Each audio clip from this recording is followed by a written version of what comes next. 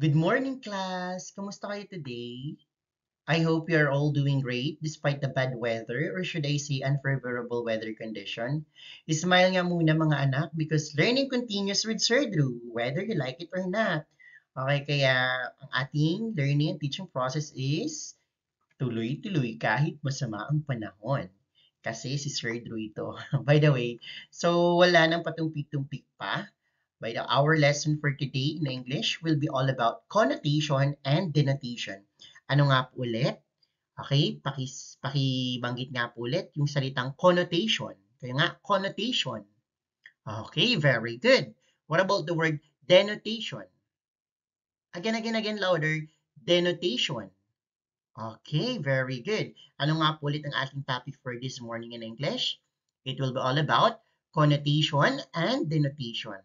All right, by the way, upon discussing this lesson class, you should be able to differentiate connotative meaning and denotative meaning.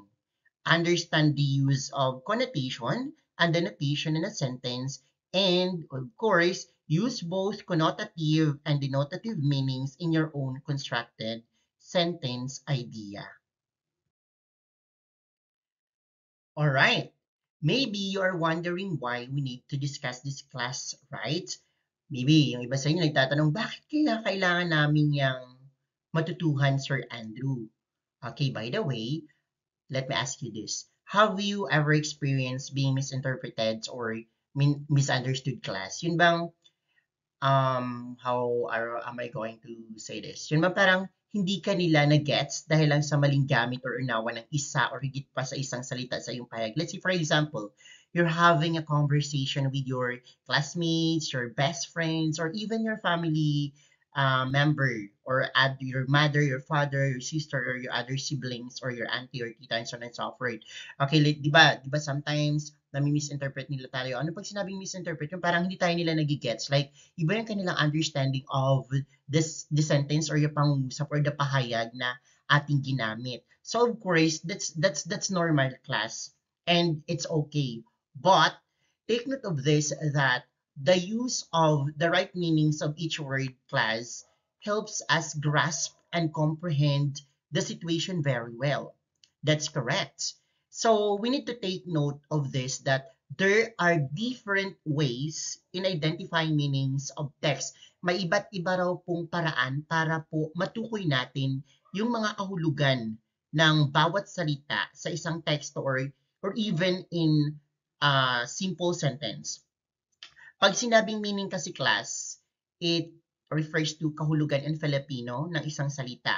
And these meanings can be understood or pwede nating maunawaan daw either by denotative or connotative ways. So through these two ways class, meanings or kahulugan of the mga salita or yung mga word may be the same or pareho, unrelated, but sometimes different or magkaugnay pero magkaiba ang gamit or kaisipan. Okay, without further ado, ano nga ba ang denotation? By the way, sa Filipino po pala or sa Tagalog, pag sinabi nating denotation, this is denotasyon. Okay, yung tinagalog niya lang po is denotasyon. Okay, pag sinabi raw pong denotation, this is a direct specific meaning as distinct. Take note of this ha. Distinct from an implied or associated idea. So in a simple understanding, this is the literal or dictionary meaning. Pag sinabi nating literal, ito yung mismong kahulugan ng salita sa diksyonaryo, wherein it is specific, exact, and concrete meaning of a certain word. Ibig sabihin, class, ito ay tiyak, eksakto, at konkretong kahulugan ng isang salita. Samantalang ang konotasyon naman class, it refers to the emotions, feelings, and ideas associated with a word. Tandaan ha, ito yung parang tumutukoy sa ating emosyon, sa ating nararamdaman at pansariling kahulugan or ideya ng isang salita. That is why this has something to do with the suggestion of meanings by a word apart from the thing it explicitly names or describes. Kumbaga, ito ang mga kahulugang may simbolo or simbolismo o nakatagong mensahe na maaring maiugnay sa damdamin, karanasan o pananaw sa buhay. Okay, so I repeat lang ha, baka naku-confuse kayo. Pag sinabi po nating denotation, that is the direct meaning. Okay, take note of this ha. The word denotation starts with letter D, so direct meaning. Connotation starts with letter C. Okay, letter C. Ano ba ang letter C? Okay, so sino sisisihin? Char, joke lang.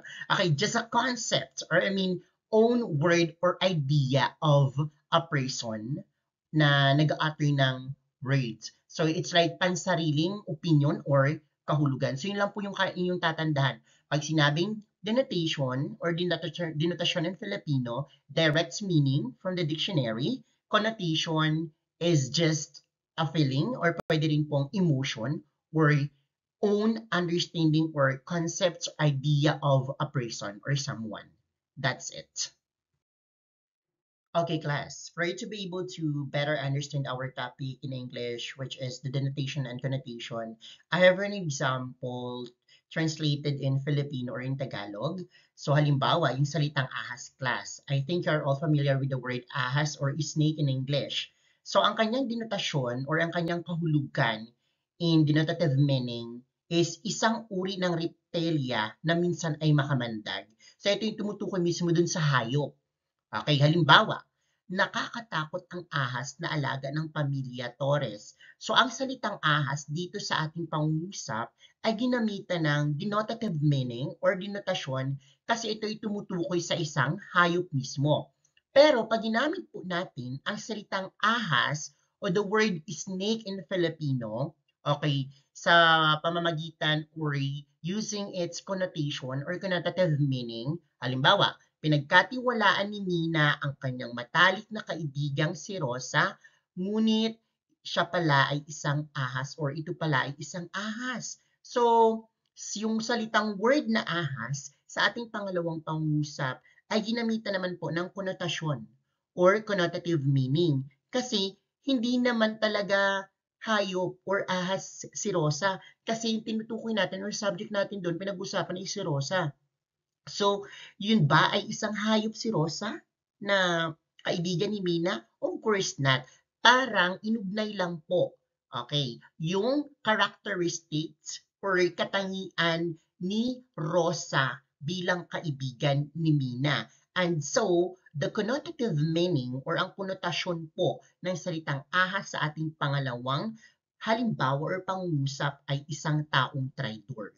So, that's what we call connotation. Okay? It's just, pansariling kahulugan or should I say a feeling or emotion or another meaning apart from the direct meaning from the dictionary, unlike the denotation which is the literal meaning from the dictionary.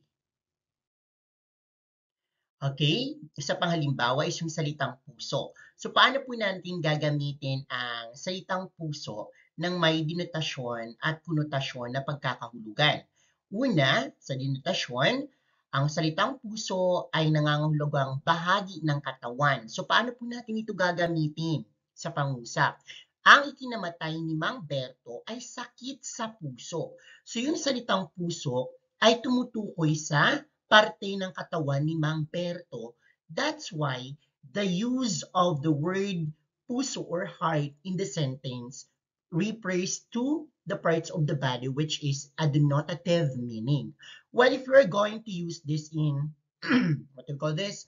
Connotative meaning class, pag sinabi nating puso, pwedeng ang kanyang konotasyon is pagmamahal. So, paano po, Sir Andrew? Halimbawa, bukod sa talino, ang tunay na leader ay dapat may puso para sa kanyang mga nasasakupan. So ang salitang puso dito ay hindi tumutukoy sa parte ng katawan kagaya ng denotasyon doon sa ating unang halimbawa. Ito ay tumutukoy sa isang damdamin ng liderato or kung anong klaseng leader ka na namumuno sa iyong nasasakupan. So it's like pagmamahal more on someone's feeling. So that's it. Okay, so it seems that you already understand our topic about denotation and connotation, and I think you're already familiar or you already know the difference between denotation and connotation. Let us have an example of this in English. So as you can see in our slides, so we have two columns there. The first column represents the denotation example, and the second column is the connotation example. For the denotation, okay, our sentence example of the sentence is the sky looked blue. Okay. While for connotation, she felt a little blue. So as you can see or as you can observe class, both words or sentences use the same word na blue. Okay, but this word or yung salitang ito ay ginamitan po ng magkaibang meaning.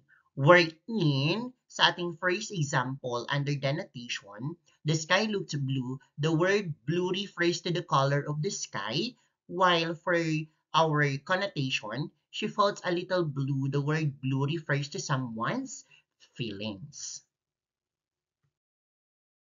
All right, class, let's give it a try at this moment. So for our learning task one, look at the pictures below and tell me if the word blue or the things with color blue is a denotation or if it is a feelings or an emotion of being blue.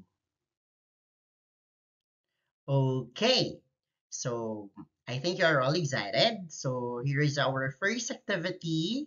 Okay, what you're going to do lang class is to classify the things shown on screen. So we have here a dolphin, a bird, two persons, okay, we have a fruit, a car, and a hat. And these things class represent the word blue. What are you going to do lang class is to classify the things with color blue and if it is a feelings or an emotions of being blue. Are you ready? So your timer starts now. I'll give you 1 minute to classify these things.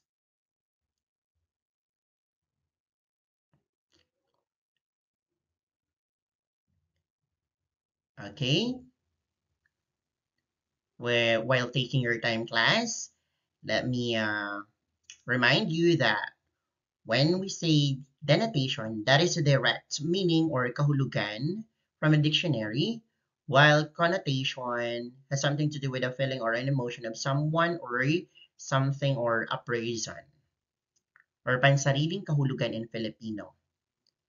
Okay?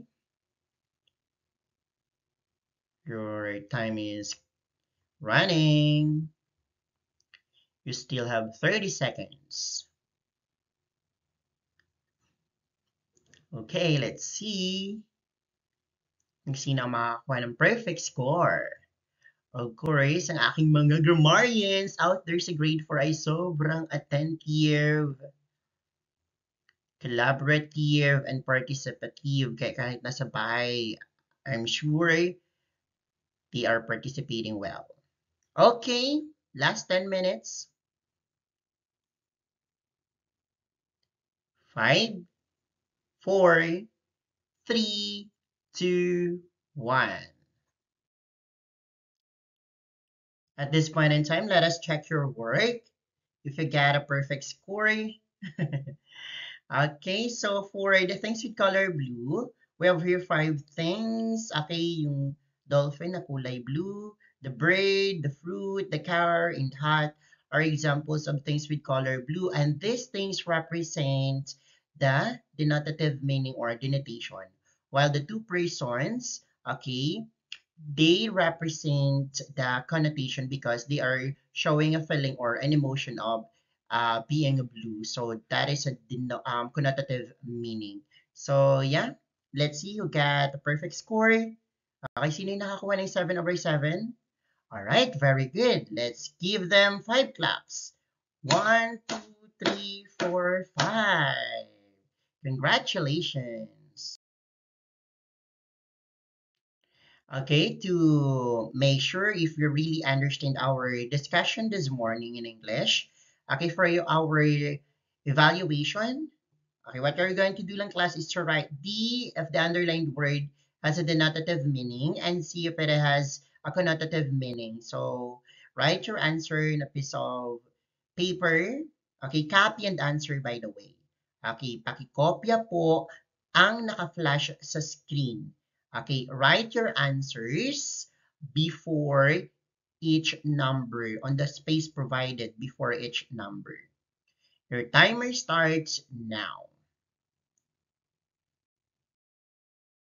Okay, perfect, kids. So I think that would be all for today in English. Thank you for listening and participating virtually, even we're doing it on screen class. I think you've learned a lot in English today with Sir Drew. You're only one. No, you're only word teacher in grade 4. So yeah, keep safe everyone. Maraming salamat po.